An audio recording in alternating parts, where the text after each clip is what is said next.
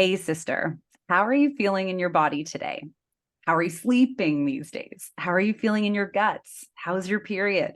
Are you experiencing any fatigue or bloating or anxiety or mood swings, hot flashes, night sweats, intense PMS?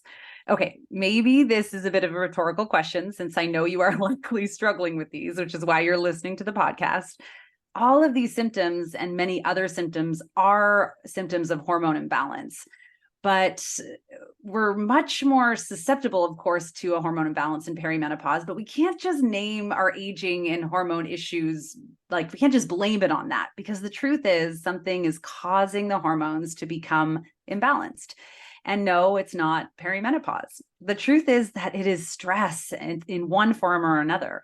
Now, we know that stress comes in so many facets in our life. And if you are anything like me, you might think you're managing it, but in fact are just internalizing it.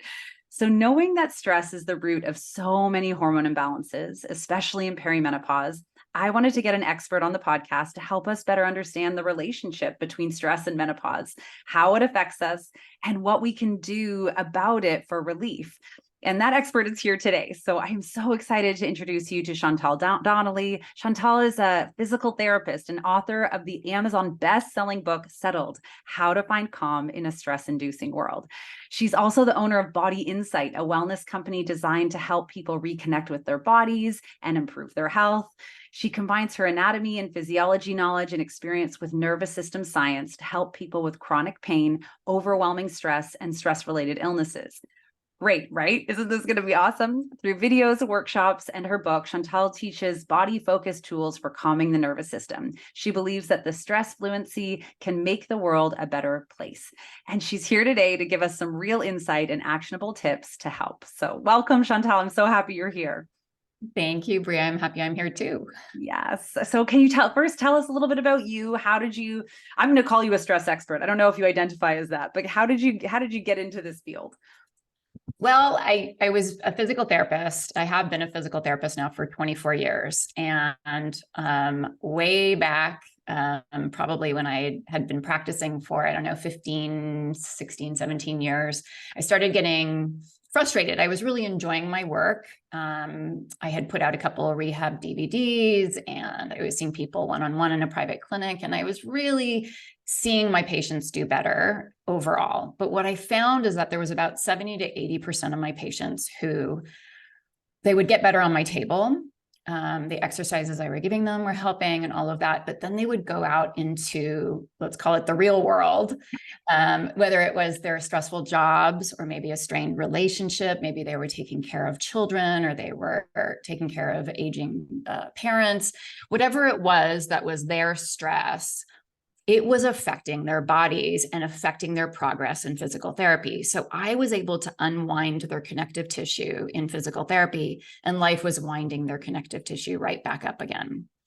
It's an amazing thing to visualize. Sorry, continue.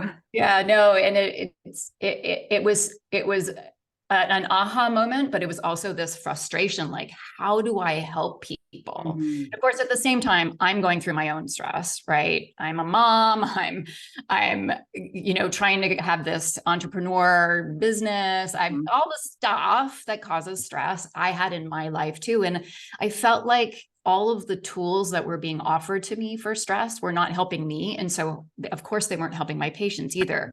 And so I started doing sort of a deep dive into the stress science. And I thought I was going to have to go back to school. Honestly, I have an undergrad in psychology, and I thought, okay, I'm going to have to get a PhD in psych and, see where that takes me with stress. But I really felt like it was a path I wanted to take. And so I was willing to do that.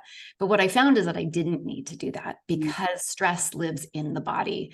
So my anatomy and physiology knowledge and my experience as a PT were actually really super helpful to understand stress. And it gave me sort of a novel understanding of where we need to go, because a lot of the tools and techniques that are being thrown out there, a lot of the mindset and positive thinking and all of that meditation weren't working for most of the people that I was talking to. So that's when I found a body up approach to managing stress. I like this, body up. Yes, otherwise known as somatic Mhm. tools, Okay. but we really sort of, as humans, prioritize our thinking. So those are brain down Mm. approaches where we talk about mindset and positive thinking, meditation, psychology, all of that stuff. And all of those things are wonderful. I do all of those things. But what was missing for me and my patients was this body up approach, a real understanding of what's happening in the nervous system in the body before they bring in these top down tools. And what I say in the book is that when you bring in the body up and the top down, you meet at the heart.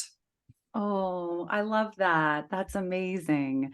I love that you touched on this because I mean, obviously, there's so much, proof around the value of things like meditation and that kind of mind down.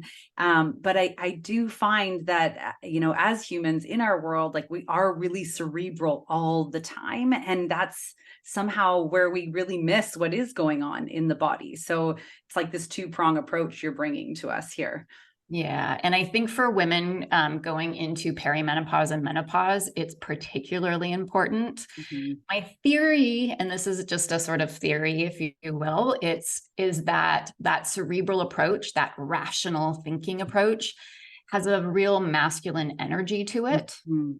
And Mhm. as we go through perimenopause and menopause, we start to realize that we have embraced that masculine energy to get through life. Yeah. It's helped us to sort of pursue our goals and to do things in life. But when we get to perimenopause, our bodies are like, I need you to reconnect with the body and that feminine energy and that intuition and your gut instinct and your creativity and all of that stuff that lives in the body, right? So a lot of times we've been told that, our feelings are too big, right? And we feel too much as women. And so we've suppressed that. And it's time to sort of reconnect with that and reconnect with your body. I love that. I fully subscribe to that theory that you're saying. I think, when you said we've had enough, like I almost picture us like our body being like, I've headed up to here, like with the hand up to the neck. Like I'm done doing it the way that doesn't feel right for me or doesn't really consider all of me.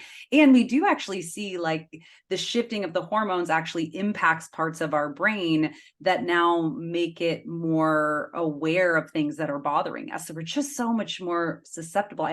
My theory around it is like this like subconscious drive to reproduce has now kind of shifted and the fog has cleared a little and we're like, wait a second, this pisses me off.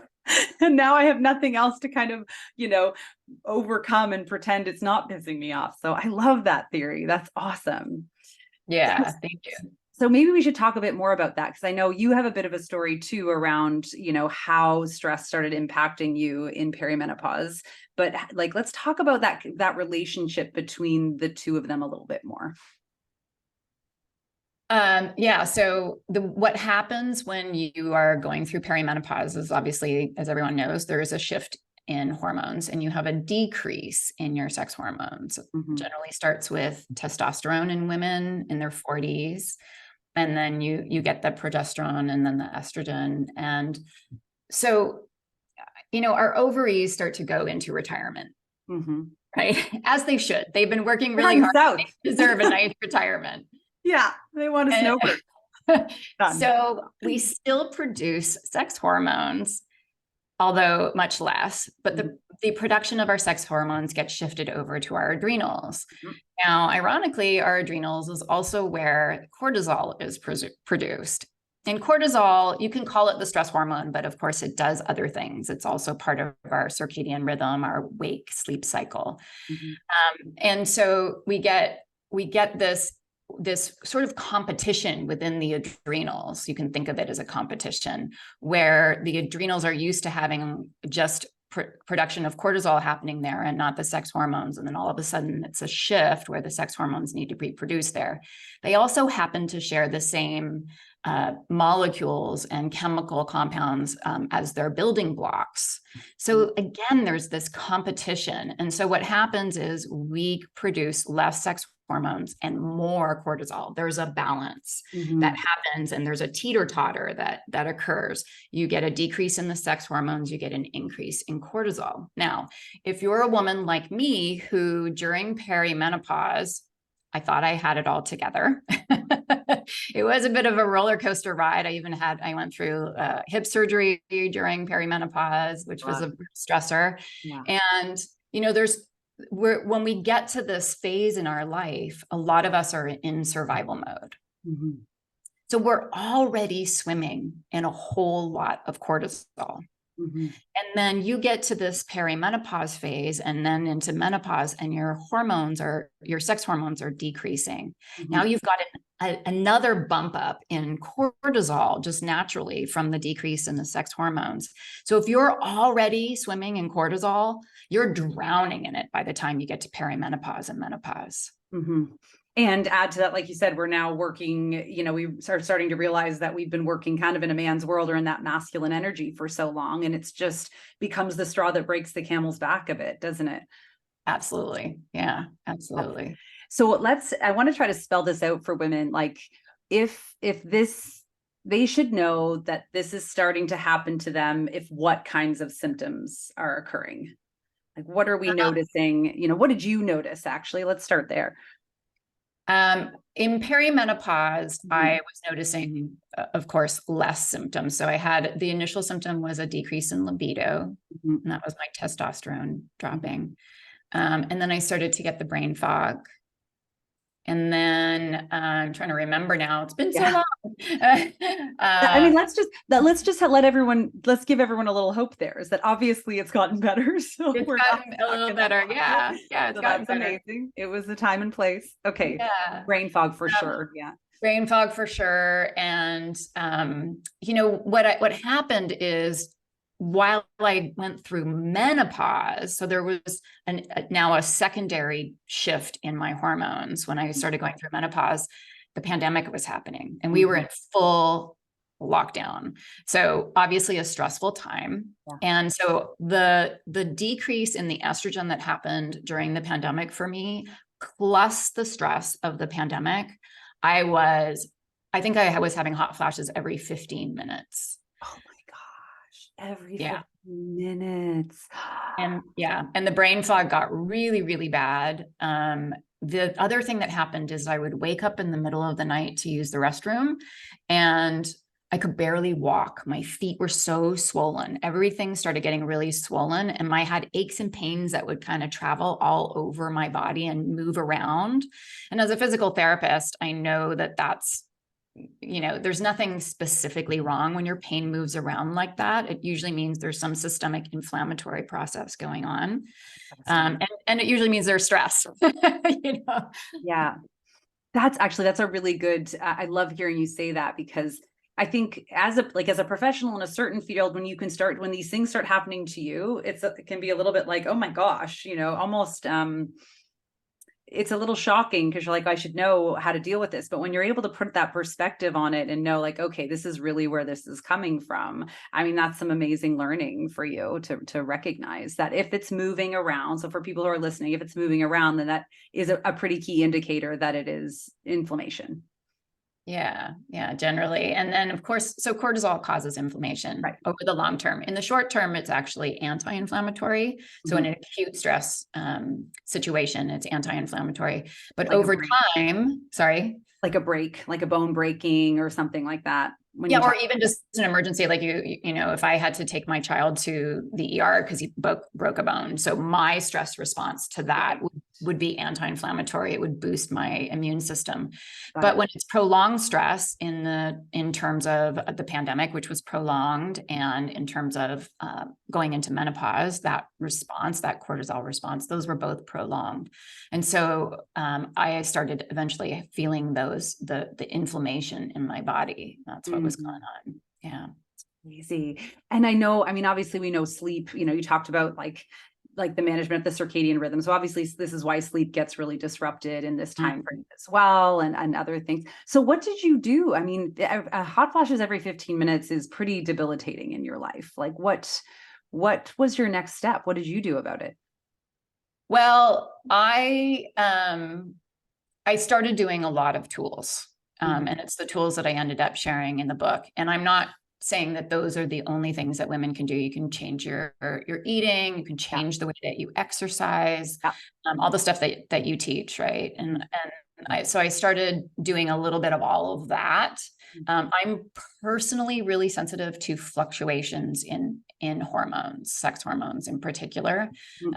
When I was on the pill, I was suicidal, for example. I had 6 years of postpartum depression. That was another change in my sex hormones. Right. So I decided to go on to hormone replacement therapy because I was going to kill my husband, or he was going to kill me.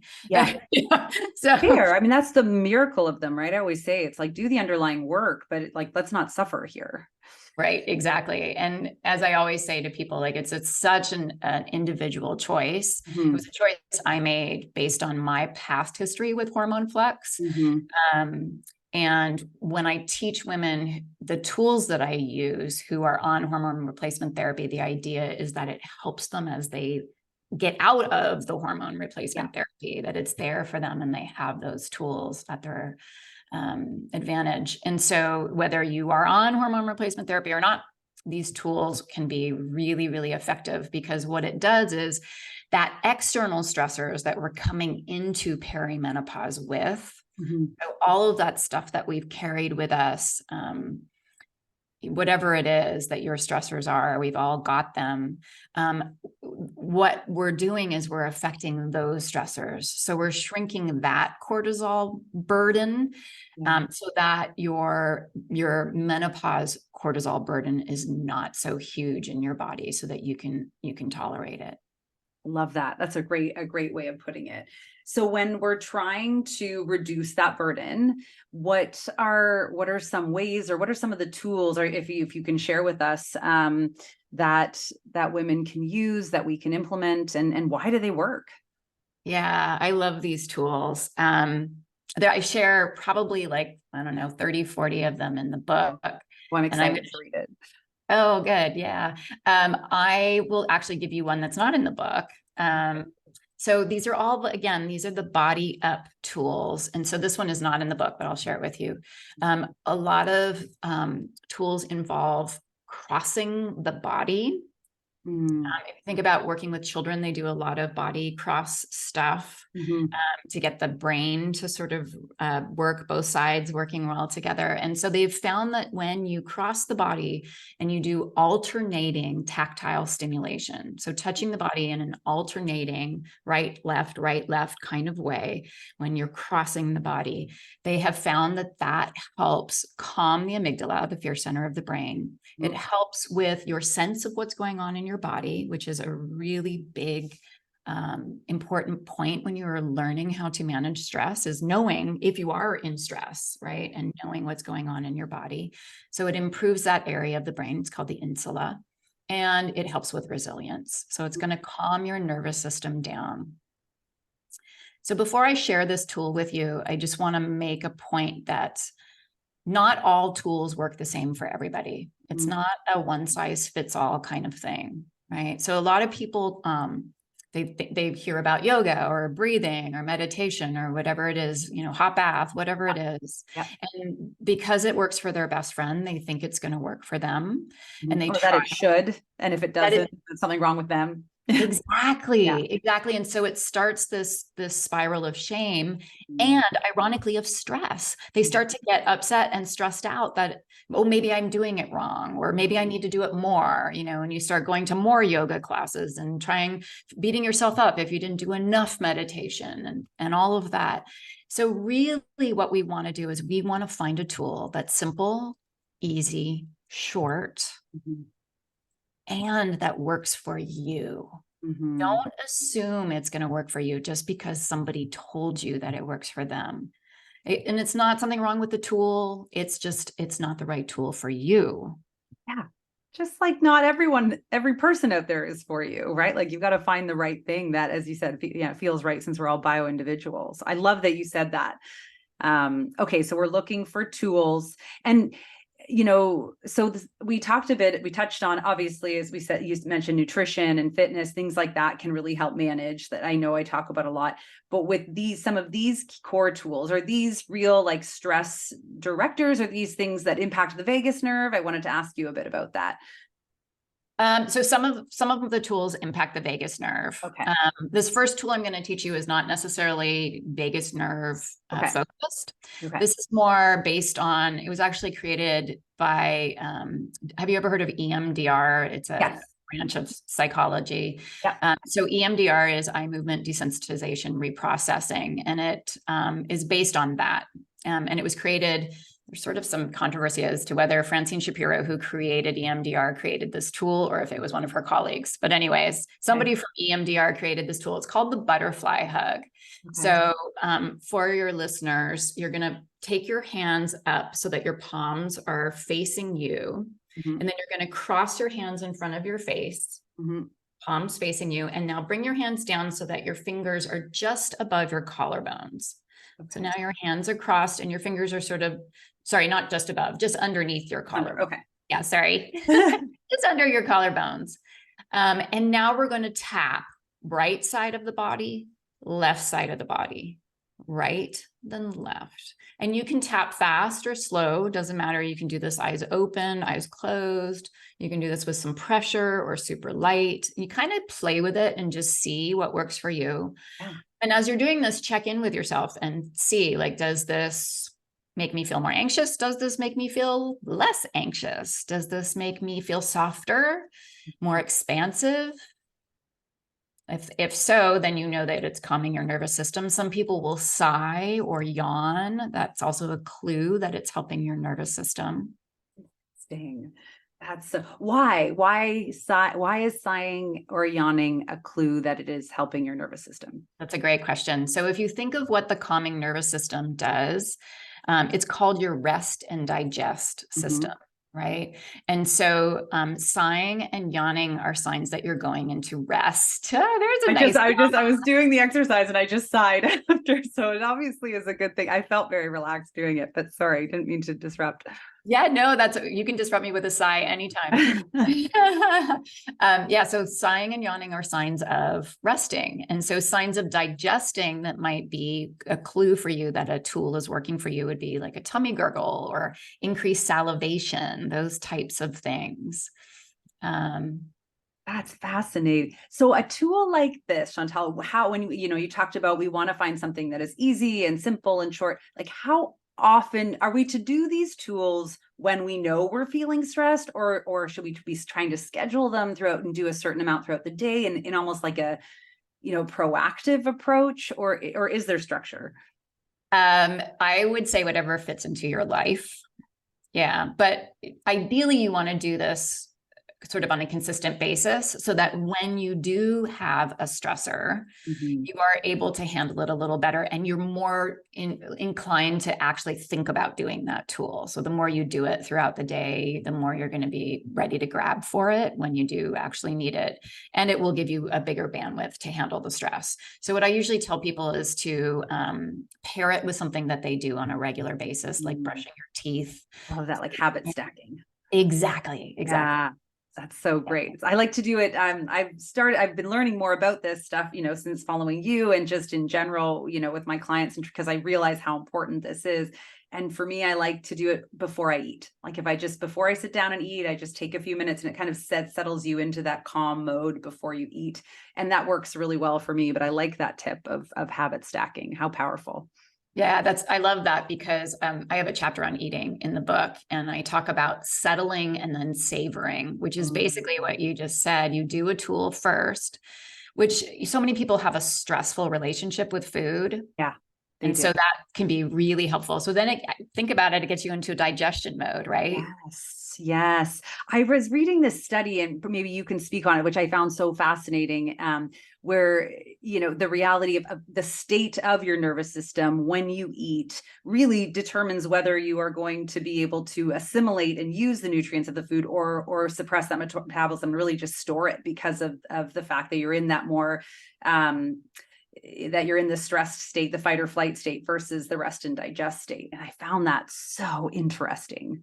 Yeah, they've done some really interesting studies on that. We know that when you're stressed, your fat stores are also stressed. And when your fat stores are stressed, they go, well, we better protect ourselves for future stress because apparently we're going to war or something, right? Yeah. Like Let's So prepare. yeah, so you have decreased fat burning. Another interesting study they did on fat is they gave two groups of women the same caloric breakfast, and they gave them, one group got healthy fats and the other group got unhealthy fats, but the same calories. And then they asked them, that day that you got that breakfast from us, how stressed were you? And they calibrated on a scale of 0 to 10, I think it was. And what they found is that the women who were under moderate to high levels of stress, whether they got the healthy fats or the unhealthy fats, their bodies responded as if it was unhealthy fat. I love that. That's just so powerful that we don't even realize. And doesn't it explain so much when you think about how often you hear of women? I have a lot of clients who I feel like they're like, I just feel like I'm barely eating. I'm like, you are barely eating, which adds another stress to your body. But if you're stressed when you eat, then it's like you're just working against yourself. So wow, that's a great study to share. Thank you. Sure. Oh, Yeah. I'm so excited about this interview. So, okay, this is really, really great. I loved that tool that you gave us there. And you said you share how many in the book? 30? I got to count them one day. Okay. I keep That's good. debating. It's like something like that. Yeah. Oh, I'm really, really excited. So can we talk though about, I'm just so interested in this idea around the vagus nerve. What is it? Let's share what it is for people.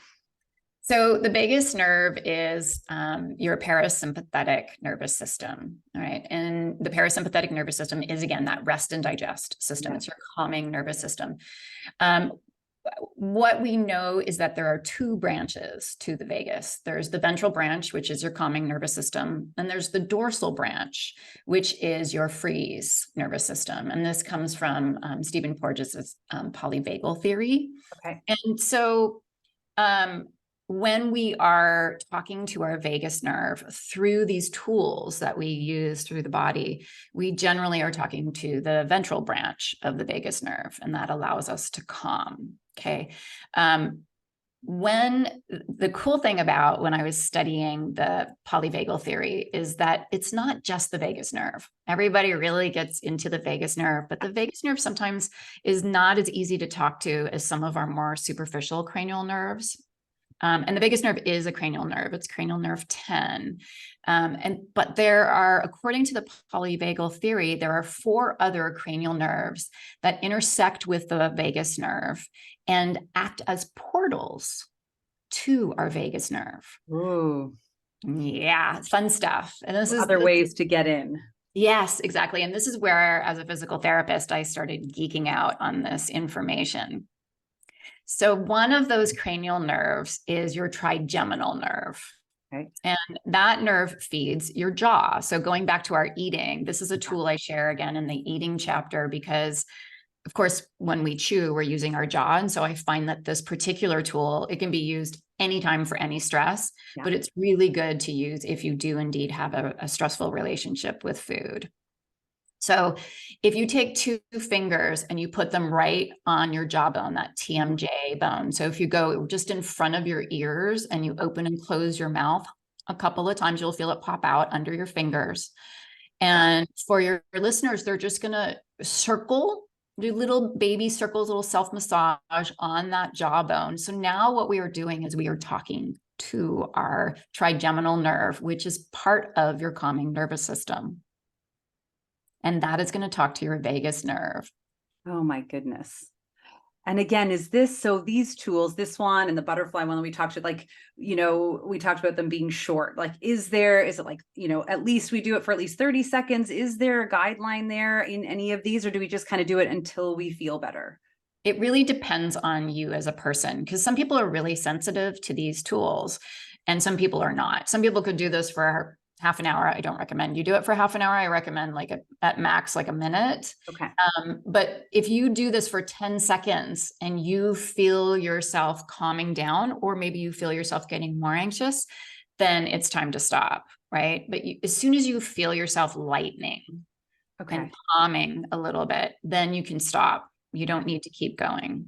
Yeah. So for most people, it takes about 30 seconds of just working on this. And you can go from the jaw all the way down your jaw line to your chin. And again, you can do this right before you eat. You can do this before you decide what you're going to eat. You can do this before a long car ride that's going to be stressful. You can do this between leaving work and going into your home, or vice versa, going from your home to work, maybe in the parking lot, because it just sort of resets you. Yeah. Or even maybe after you eat, if you feel like if you're, I think sometimes people get a bit stressed even after they eat, if we are an anxious eater, or we get overwhelmed with food in general, could that still be a good time? Absolutely. Absolutely. Anytime. Yeah, it's going to help you digest for sure. And yeah, absolutely. That's a great point. Yeah. I like that. So there are these other nerves that act as portals to help support the vagus nerve, which is really around helping us, shift into that calming rest and digest, which, just to try to connect the dots for everyone, is a huge piece that's going to reduce the cortisol load on the body, so we can handle the stress load that is coming through the menopause transition. Yeah. And just one thing about that jaw release too, that I wanted to point out, is that there is a connection between a tight jaw and a tight pelvic floor. I've heard about this. Talk about it. I'd love to.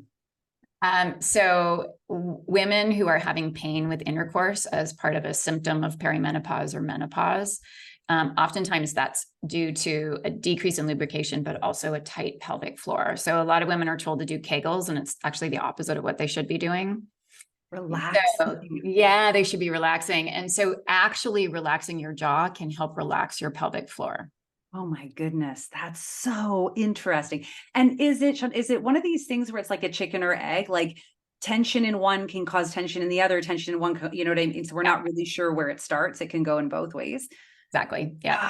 Oh, that's fascinating. So it might be, if you're having more of an oral issue that way, that can actually cause difficulties down below. I have, I think one of the most fascinating things I learned about the pelvic floor, aside from what you just told me, that we think, I think it's Sex in the City that taught us all this. Everyone should be doing their Kegels, right? Yeah. But as you said, it's really more, it almost like creates more tension in there as opposed to a relaxation. In fitness, it's almost like remembering you need to like elongate your muscle if you're going to try to bulk it up again. It's like we tense and people forget to stretch. So it's really a very similar concept, isn't it? But the other thing I heard is how quickly the pelvic floor responds to stress. Is that right? I believe that is right. Yeah. I work with a lot of pelvic floor therapists. I personally am not one, but they would probably agree with that statement. Yeah. Yeah, that's so interesting. That's amazing. This has been incredible. I really appreciate everything that you've done. Are you able to give us maybe just one more tip today? I'm sorry, I'm going to milk this for all it's worth, because I find these so, I mean, for anyone watching this on YouTube, you're going to actually be able to see what we, see her walk me through the exercises. And of course, I would really recommend going to get the book. That's what I'm going to do, so I can see all maybe 30. But they have immediately worked on me, like just seeing the reaction of that. And it's like, oh gosh, so great to have really quick tools when we know we're overwhelmed, whether it's you're stressed because of your children or because of work or because of food or just because of your hormones. Like, how amazing to have we're always looking for quick hacks. And that's kind of what these feel like to me. Yeah, I think a lot of us do them intuitively too. So here's another one that you might do intuitively. And it's also part of the cranial nerve system that feeds into the vagus nerve.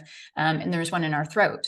And so that's why you will hear people talking about gargling, humming, or singing. And that is to activate that cranial nerve. So humming is really a good one. You can do that in the car on the way to work to help you kind of settle before work, wherever you want to hum, in the shower, wherever. And that one is great because you can do it almost anywhere when you get a Oh, I love that. And is humming, is it just as valuable to sing? Like if you're singing against, or is it specific to humming? Nope, they've done tons of research on singing, and it actually calms the nervous system. Humming, singing. I love it. That's why it feels so good, when you're driving alone, you crank up your favorite song and you just let it out and you're like, oh, I just feel amazing now. That was you in the car next to me. Probably. I'm all about that these days. It's like my favorite thing to do to calm down is singing on the way. So, I love it. It's perfect. Yeah. That's incredible. Ah, that's so awesome. I so appreciate. So I want to recap to make sure I have everything, make sure I have this right for everyone, and just so that they can understand. We understand that real stress connection in menopause, that there's that kind of greater workload because of the hormonal shifting. And that one of the most powerful ways we can start to feel better in these symptoms that are going to come up from this added load is by reducing the other stress load, right? Absolutely. And some of these tools that you share are, are incredible ways to just reduce that piece. And it ends up being like this beautiful chain of relaxation through your body and supports our hormones without eating less or moving more, which I think is such a powerful thing for women to hear. I almost find, I don't know about you, but I have found that in perimenopause and the menopause transition, that the answer is rarely to do more. It's most often to slow down and do less. That's beautiful. Yes, less intensity. We are so intense in trying to fix ourselves. And that intensity creates more cortisol, and that's going to create all sorts of downward spirals for people. Is that intensity to like that, even that concept of fixing ourselves or doing, that's in the masculine energy too, wouldn't it be? I think so. Yeah. Yeah. I think we've learned how to push. And I think that's part of our culture, and our culture is fairly masculine. So yeah. Oh, this has been amazing, Chantal. I so appreciate it. Like, I'm so excited to go get your book. And, I will put a link to it in the show notes for everyone, and certainly check out Chantal's Instagram as well. So we'll put all those links in, but is there a best place for people to reach out to you, for people to, if they want to learn more about these things specifically? yeah, I do a lot of work on Instagram. So my Instagram is at Body Insight Inc. And if they want to know about workshops coming up, it's at my website is bodyinsight.com. Awesome. Okay. I will put these links in the show notes below. So check out Chantal, go follow these things, try out these tips today because they really work. You just watched it happen on this episode, and be more in your life and not just less on a scale. Thank you so much, Chantal. Thanks for being here. Thank you, Bria. It was lovely.